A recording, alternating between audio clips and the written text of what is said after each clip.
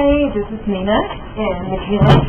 We're going to blow eggs for Easter, and we're probably going to make confetti eggs or something. I don't want to blow a whole bunch of eggs. I went to a farmer's market kind of thing in East Texas,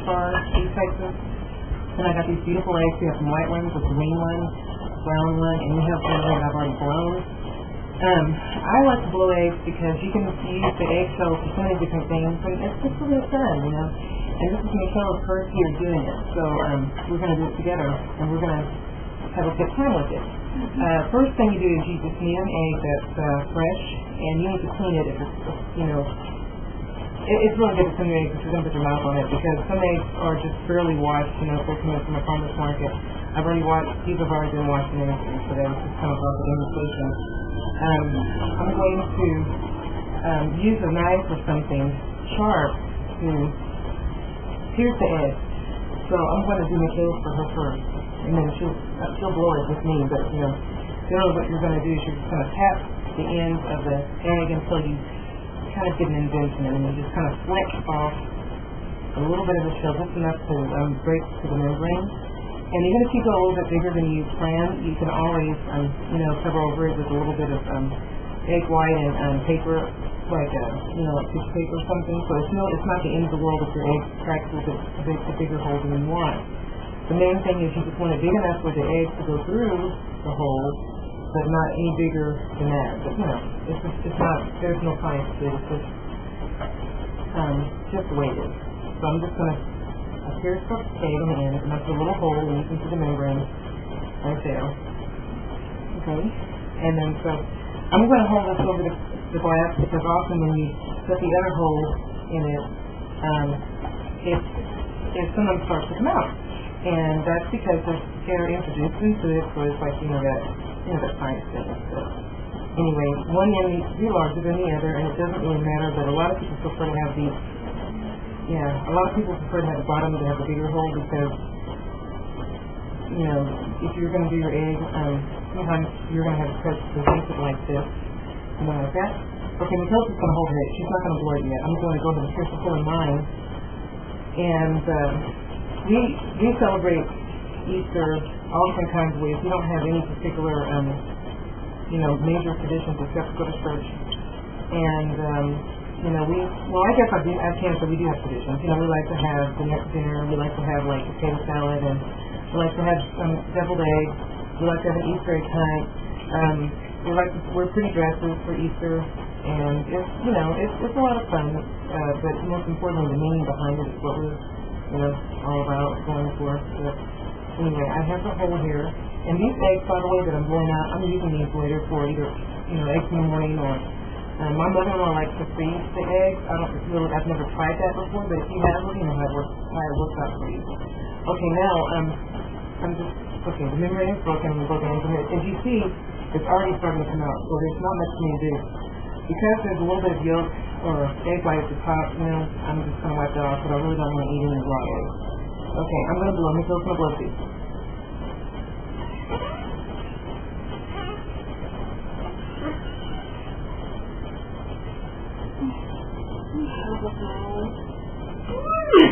Okay, just a minute.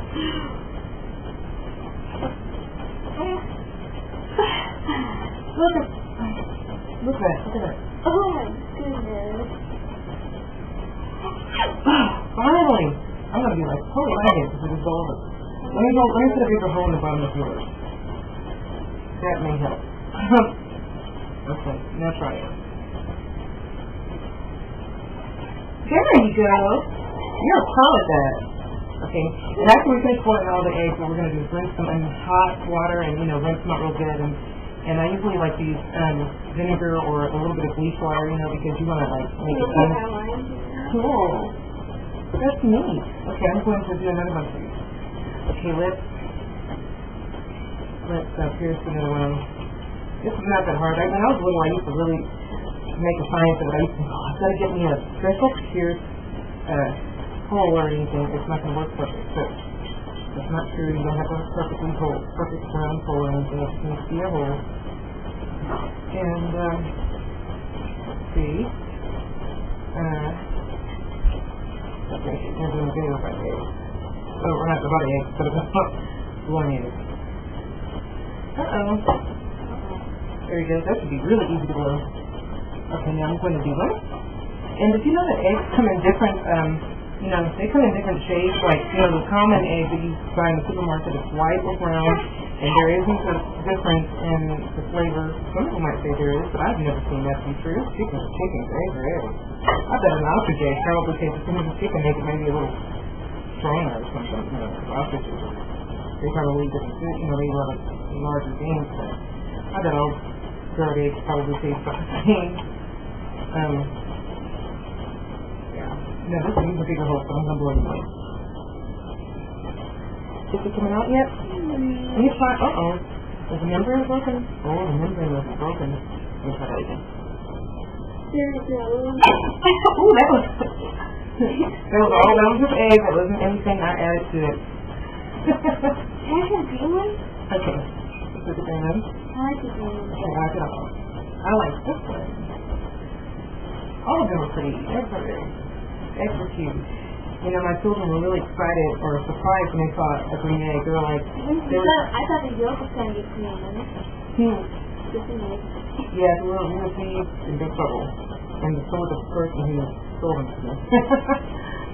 And one thing about the farm fresh eggs that are straight from the farm, that are not going to all those, places. These eggs are totally fresh, and these are just laid, days ago. Okay. Now, I'm going to blow this one.